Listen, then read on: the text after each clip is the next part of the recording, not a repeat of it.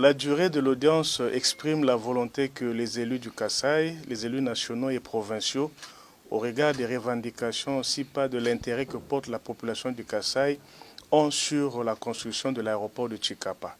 Cette audience fait suite à une dernière audience que nous avions eue avec la CGT par rapport à ce même aéroport qui est classé sous le financement SICOMINE. Et là, j'aimerais vous rappeler qu'il est prévu 23 millions pour décaisser afin de réhabiliter cet aéroport. Sur les 23 millions, il était indiqué que dans la première phase, qu'il soit décaissé 3 millions, mais les Chinois, la SICOMINE, a pu décaisser 300 000 $ pour permettre à l'entrepreneur d'installer le chantier et commencer.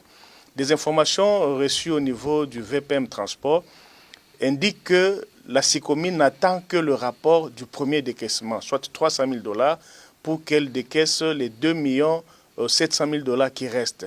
Mais fort malheureusement, et la population et les élus que nous sommes, constatons que sur le terrain, après avoir décaissé 300 000 $, il n'y a même pas d'écriteau, même pas un petit bureau, même pas une petite pierre, même pas une petite tôle qui indique qu'il y a l'implantation du chantier. C'est ce qui nous désole vraiment. Et là, nous avons sollicité l'implication personnelle du ministre des Transports.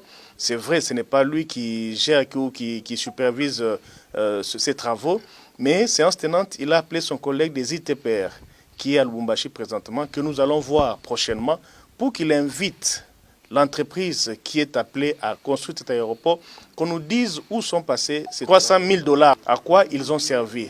Bref, les élus que nous sommes, mandatés par nos populations respectives, par la population kassaïenne, veulent en savoir plus. Parce que pour nous, cet aéroport doit être construit. Nous ne voulons pas demeurer dans les expectatives, avoir des annonces, des faits d'annonces, et au finish, à la fin du mandat, sans avoir ni aéroport, ni route de Kanjagé. Ensuite de ça, nous avons également abordé la question du port d'Ilebo pour voir comment on peut aussi penser à ce grand port du pays. Et au-delà de tout ça, le VPM a aussi pris l'engagement d'informer au service de transport à Tchikapa au Kasaï de ne pas tracasser la population par rapport aux nouveaux permis de conduire parce qu'on n'a pas encore installé des sites d'obtention de ces permis-là. Parce que la population ou les autorités exagèrent quand même. Voilà en gros l'essentiel des échanges que nous avons eus avec le VPM de transport.